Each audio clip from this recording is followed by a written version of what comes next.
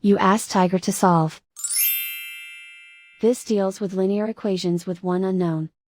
The final result is n equals 67/11. Let's solve it step by step.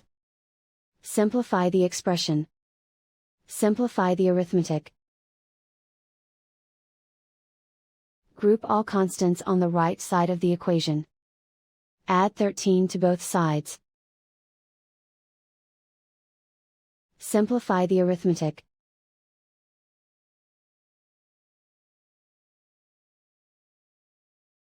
Isolate the n. Divide both sides by 11. Simplify the fraction.